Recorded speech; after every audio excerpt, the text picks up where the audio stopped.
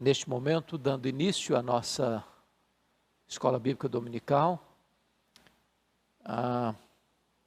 Nosso povo não está aqui, está cada um na sua casa, temos um grupo pequeno, apenas de logística, mas a palavra de Deus, sem qualquer impedimento, há de chegar com clareza à sua casa, ao seu coração. Por isso eu quero convidar você para abrir comigo a sua Bíblia no Evangelho de Cristo, conforme o relato de Lucas, no capítulo de número 9. E eu vou fazer a leitura a partir do versículo 28. Lucas 9, a partir do verso 28. Está escrito o seguinte: cerca de 8 dias depois de proferidas estas palavras, tomando consigo a Pedro, João e Tiago, subiu ao monte com o propósito de orar. E aconteceu que, enquanto ele orava, a aparência do seu rosto se transfigurou e suas vestes resplandeceram de brancura. Eis que 2 varões falavam com ele, Moisés e Elias, os quais apareceram em glória e falavam da sua partida que ele estava para cumprir em Jerusalém. Pedro e os companheiros achavam-se premidos de sono, mas conservando-se acordados, viram a sua glória e os 2 varões que com ele estavam.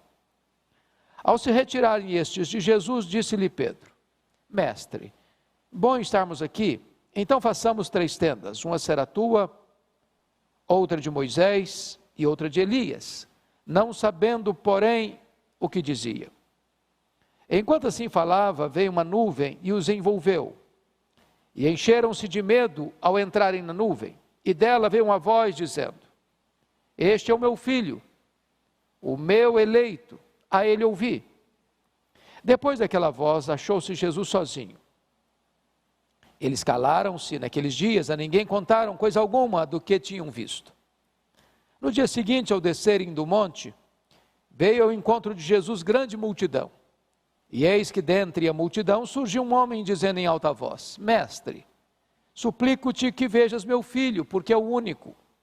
O espírito se apodera dele, e de repente o menino grita, e o espírito o atira por terra, convulsiona até o espumar, e dificilmente o deixa depois de o ter quebrantado. Roguei aos teus discípulos que o expelissem, mas eles não puderam. Respondeu Jesus: Ó geração incrédula e perversa, até quando estarei convosco e vos sofrerei? Traz o teu filho. Quando se aproximando, o demônio o atirou no chão e o convulsionou. Mas Jesus repreendeu o espírito imundo, curou o menino e o entregou a seu pai. E todos ficaram maravilhados ante a majestade de Deus. Como todos se maravilhassem do quanto Jesus fazia, disse aos seus discípulos: Fixai nos vossos ouvidos as seguintes palavras: O Filho do Homem está para ser entregue nas mãos dos homens. Eles, porém, não entendiam isto. Até aqui.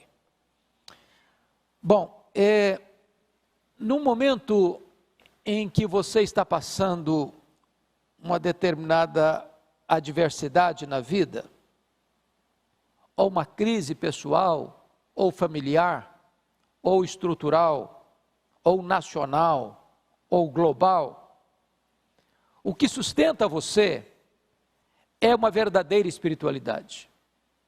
Se você tem a sua vida espiritual desfocada, nesta hora, você se fragiliza. Se você tem uma vida com Deus robusta, plantada no solo fértil da verdade, então o vendaval chega, o vendaval passa, e você permanece inabalável. Esse texto retrata para nós 3 grupos bem distintos. Primeiramente, fala da espiritualidade de Pedro, Tiago e João, os 3 discípulos que subiram com Jesus para este monte. E diz a Bíblia que Jesus subiu a este monte com o propósito de orar. Mas esses 3 discípulos não oraram, eles dormiram. O segundo grupo é marcado pela experiência dos demais discípulos que ficaram ao sopé daquele monte. Diz a Bíblia que eles também não oraram. Diz a Bíblia que eles estavam entregues, conforme o relato de Marcos, dessa mesma passagem, discutindo com os escribas. Nesse ínterim chega um homem, um pai aflito, com o seu filho único, endemoniado, pedindo ajuda, pedindo socorro.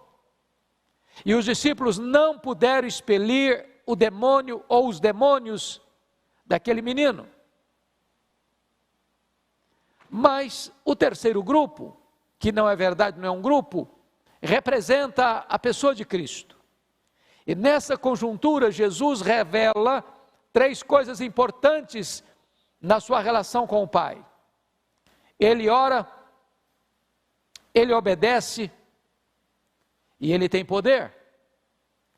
É sobre esses 3 grupos que eu quero conversar um pouco com você nesta tarde. Eu gostaria de caracterizar esses 3 grupos da seguinte maneira. Primeiro, a espiritualidade do monte. Segundo, a espiritualidade do vale. Terceiro, a espiritualidade de Jesus. A espiritualidade do monte eu poderia denominá-la como a espiritualidade do êxtase sem entendimento. Pedro, Tiago e João estão extasiados diante do que estão vendo, mas falta-lhes discernimento espiritual. Eles estão pisando num terreno de milagres, mas falta-lhes a compreensão mais elementar das verdades essenciais da fé cristã.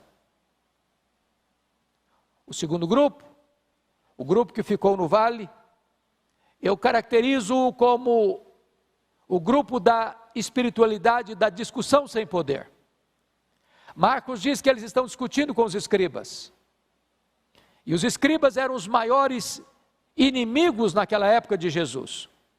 Eram uma espécie dos teólogos da época. O grupo que era mais perito no estudo das Escrituras. E não obstante isso, eles perseguiram a Cristo. E quando os discípulos que ficaram no sopé do monte se distraem, perdendo o foco com a discussão infrutífera, eles não oram, eles não jejuam, eles não exercitam a fé, e eles estão impossibilitados de libertar aquele menino endemoniado e de socorrer aquele pai aflito.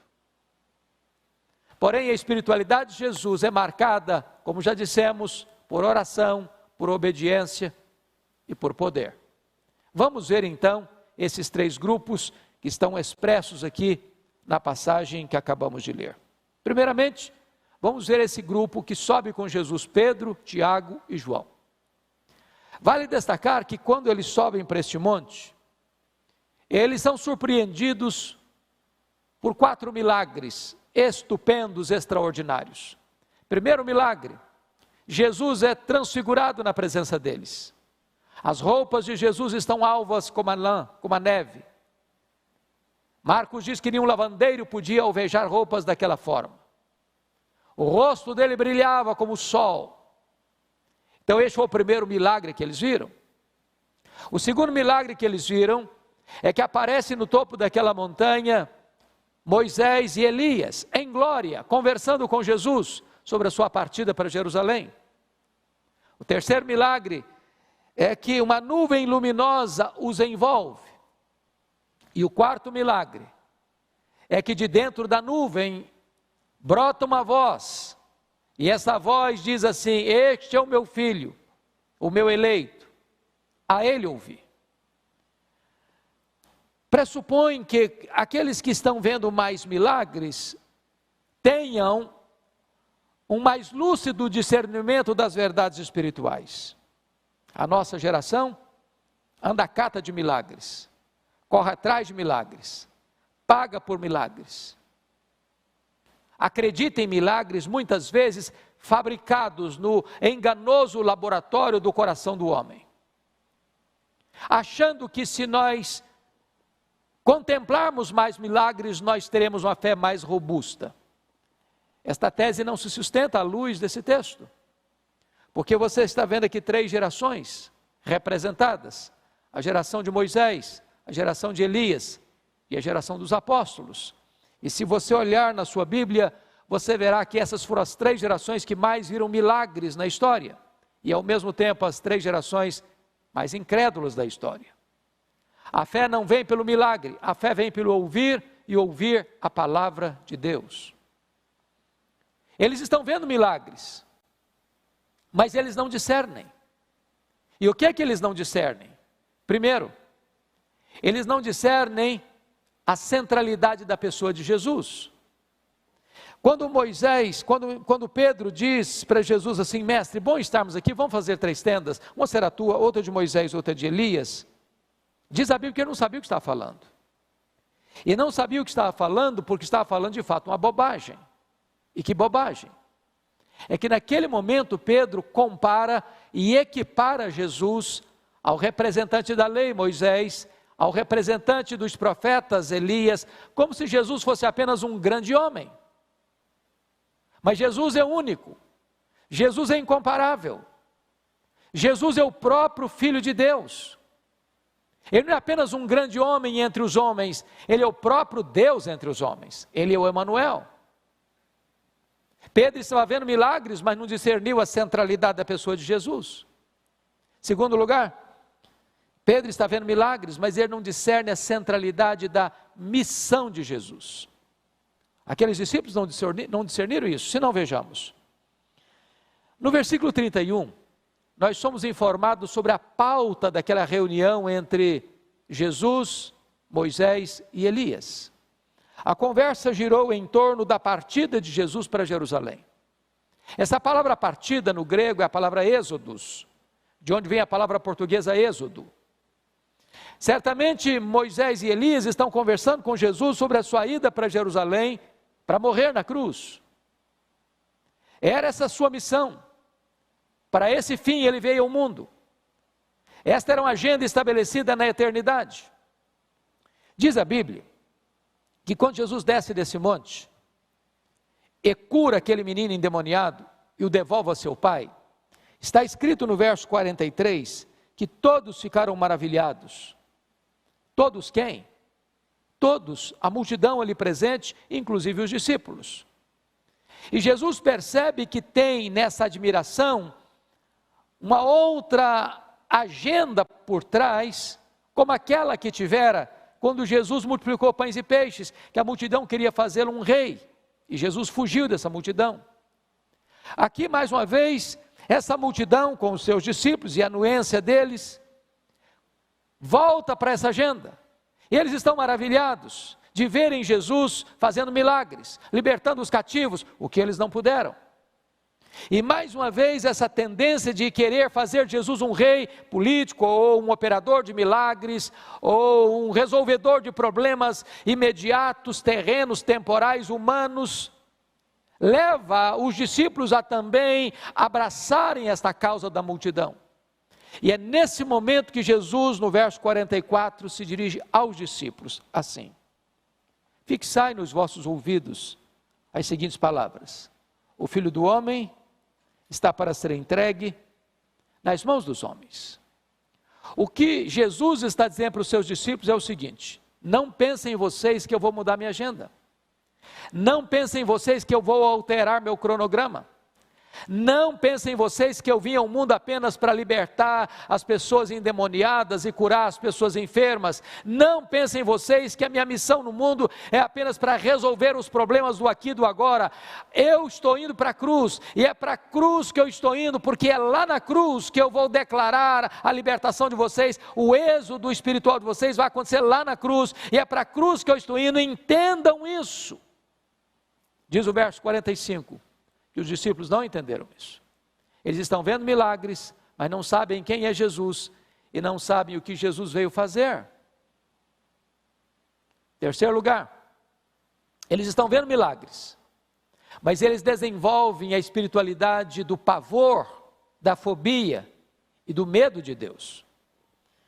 Somos informados que, no verso 34, que enquanto assim falava, enquanto Pedro falava para fazer 3 tendas, veio uma nuvem e os envolveu, e encheram-se de medo ao entrarem na nuvem.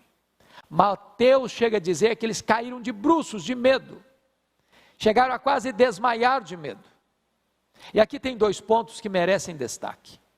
O primeiro deles é aquela espiritualidade da falta de reverência, onde as pessoas se aproximam de Deus de qualquer modo, de qualquer jeito, com qualquer postura, ou atitude ou palavras.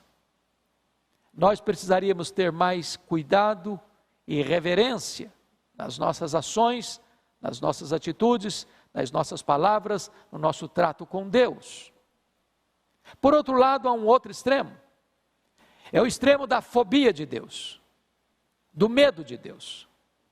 E às vezes, os pais, até por descuido ou desconhecimento, correm o risco de plantar no coração dos seus filhos pequenos esse tipo de atitude.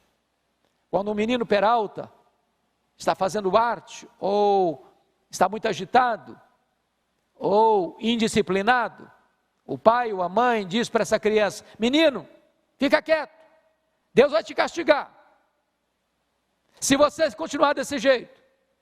E de repente esta criança cresce com a ideia de que Deus é um detetive, um estraga-prazer, um guarda cósmico que está com um porrete na mão, pronto a lhe dar uma bordoada. Quando essa criança cresce, vira um adolescente, um jovem, na hora das suas grandes angústias da alma, para onde ele vai? A quem ele recorre? As pessoas então vão ficar com medo de Deus e fugir de Deus.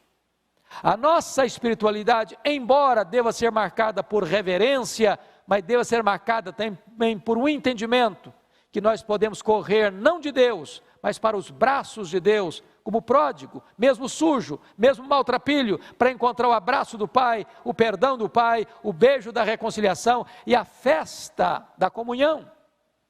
Os discípulos estão vendo milagres, mas estão sem discernimento espiritual. Esta não é a espiritualidade que suporte um momento de crise.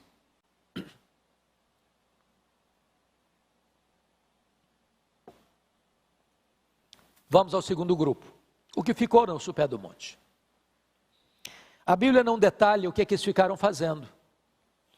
Porém, há uma informação em Marcos, no texto paralelo deste, Marcos capítulo 9, que enquanto eles estão ali, os escribas vêm para discutir com eles. Nós não sabemos qual foi o teor dessa discussão, mas é muito provável que eles estivessem discutindo com os discípulos sobre a vida de Jesus, o ministério de Jesus, os milagres de Jesus, os confrontos de Jesus por curar em dias de sábado, que era talvez o maior ponto de tensão. E os discípulos entram nessa discussão. Eu quero dizer a você que tem hora de discutir. A fé cristã suporta a discussão. Nós temos até uma matéria chamada, que é a matéria que trata dessa questão, das polêmicas, dos pontos contraditórios, que precisa ser tratado, que precisa ser enfrentado, que precisa dar resposta. A apologética, portanto, é algo válido. Porém, nós temos que ter total cuidado para não fazer da nossa agenda uma agenda de discussões. Deus não nos chamou para discutir a obra, Deus nos chamou para fazer a obra. Se nós ficarmos envolvidos em discussões e mais discussões, com aqueles que são contrários, com aqueles que discordam, com aqueles que pensam uma coisa, outros pensam outra, nós gastaremos todo o nosso tempo em discussões intérminas e infrutíferas. Isso pode ser uma espécie de armadilha para nos tirar do foco, como aconteceu com Neemias. Ele disse: eu não posso descer. Quando convidaram-no para um bate-papo ao redor de uma mesa, eu estou fazendo uma grande obra e não posso descer. Ou como agiu Davi com seu irmão Eliabe, que o criticava. Davi o deixou e foi para outras pessoas, porque se você gastar o seu tempo com os críticos, discutindo, você vai perder o foco, você vai perder a paz, você vai perder a alegria, você vai perder até mesmo o entusiasmo de fazer a obra de Deus. Deus chamou você para fazer a obra e não para discutir a obra. E porque eles estavam discutindo, não estavam orando, nem jejuando, nem exercitando a sua fé, por isso eles não puderam libertar aquele menino endemoniado. Mas enquanto os discípulos discutem, o diabo age. Enquanto os discípulos estão sem poder, os cativos estão dominados por uma força demoníaca opressora. Enquanto os discípulos se omitem de orar e jejuar, as forças do mal estão em ação, atormentando, escravizando e destruindo famílias. E vale destacar que ainda hoje é uma necessidade nossa, porque há determinados enfrentamentos na vida que nós não teremos condições de resolver na base do intelecto, da discussão teológica, do debate teológico. Nós precisamos de poder, e poder não se recebe na academia, poder se recebe com os joelhos dobrados. Poder se recebe quando você ora, quando você jejua, quando você desenvolve essa confiança no poder de Cristo. Quando perguntaram para ele, por que nós não podemos, os discípulos perguntam, por que nós não podemos expelir esse demônio? Jesus Cristo disse, por causa da pequenez da vossa fé, esta casta não sai senão com oração e jejum. Este é o momento que a igreja precisa ser conclamada a orar e a jejuar. Vivemos um momento de uma grande crise nacional e mundial. É preciso enfrentar esta crise com oração e jejum e confiança em Deus. Quando você olha nessa passagem, e aquele pai aflito chega a Jesus, dizendo, eu apresentei o meu filho aos teus discípulos, e eles não puderam.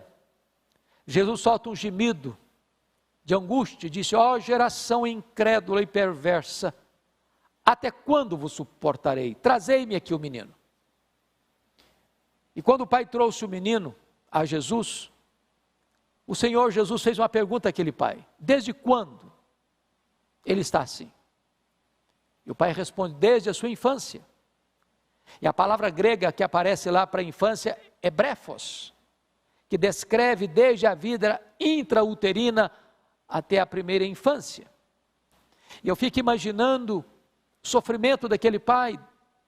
A Bíblia não fala da mãe, mas talvez tivesse uma mãe por trás também. Você já pode imaginar o que é um bebê com atitudes estranhas?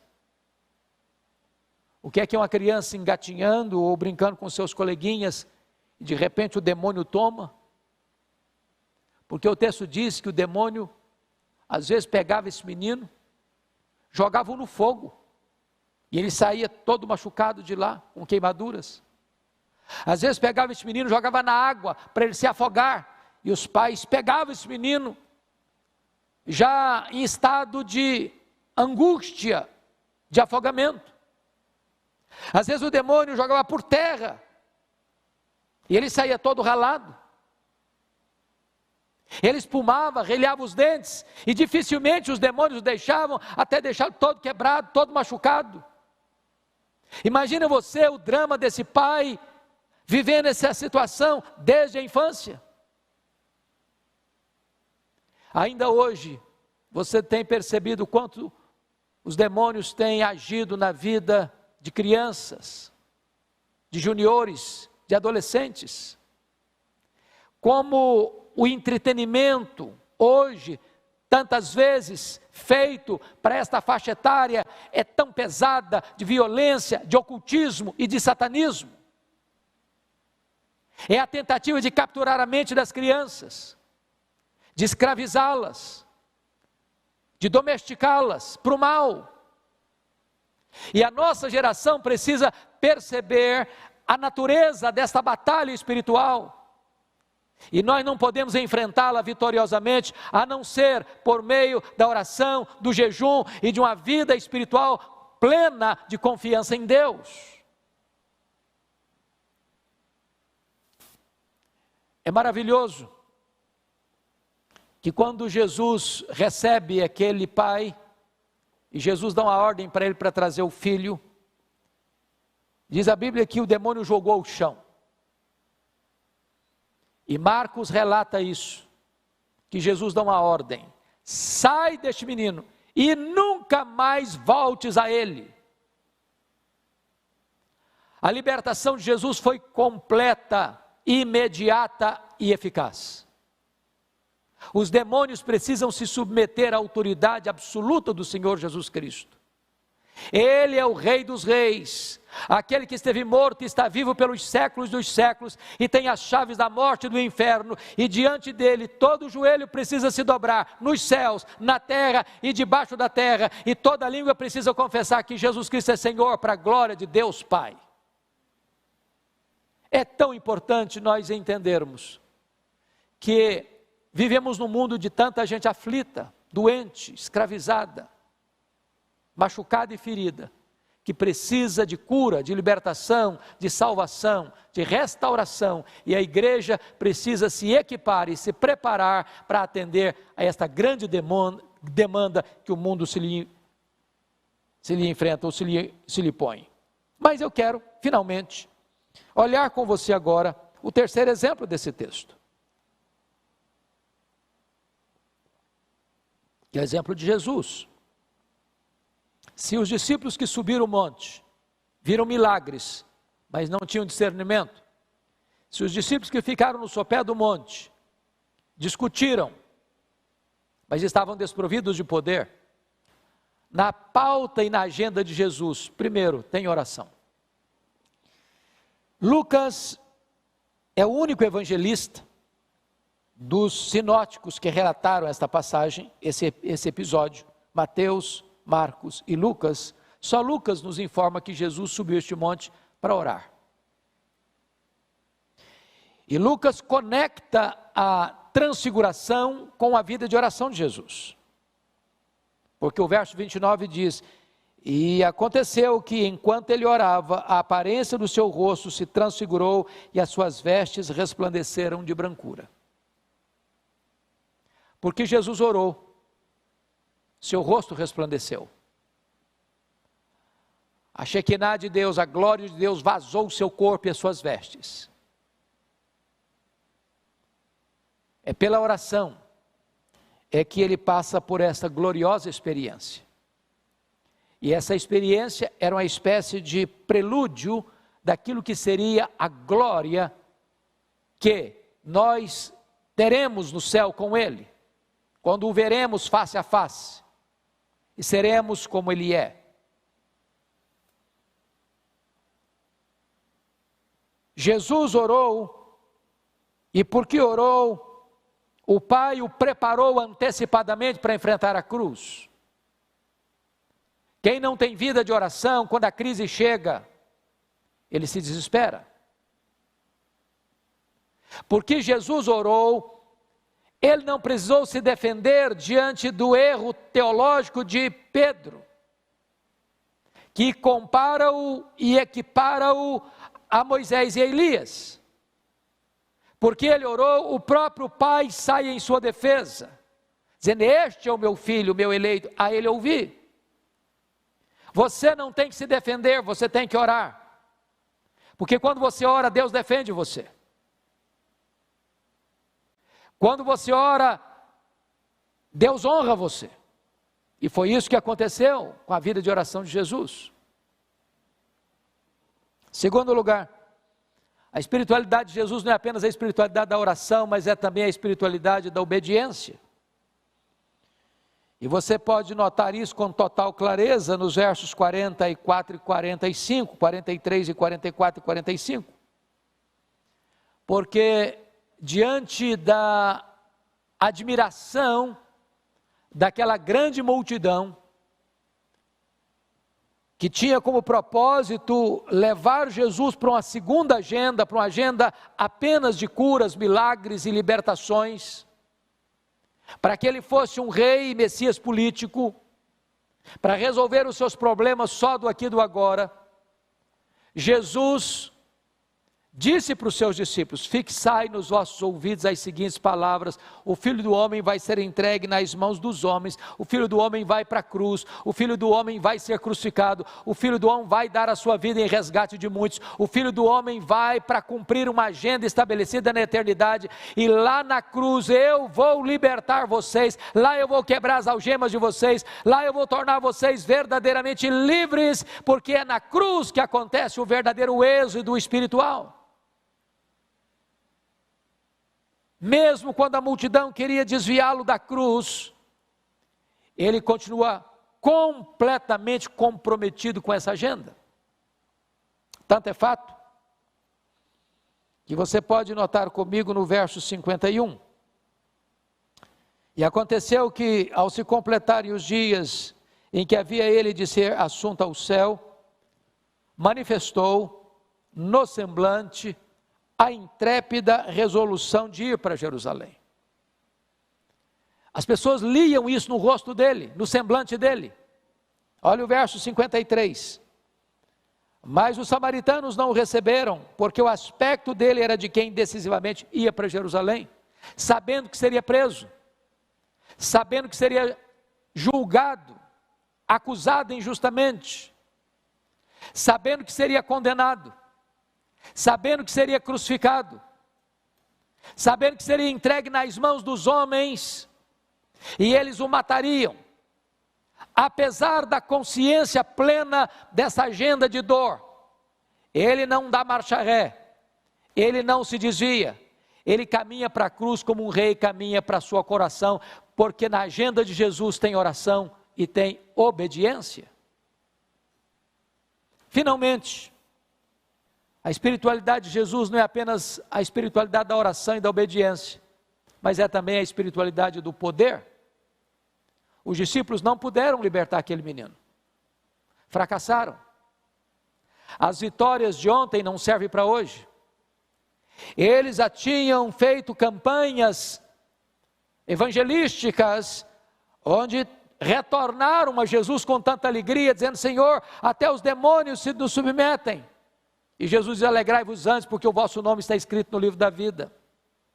Eles já tinham tido vitórias nesta área de libertação dos cativos, mas agora eles fracassaram, porque a plenitude do Espírito Santo de ontem não serve para hoje. Hoje também você precisa ser cheio do Espírito Santo.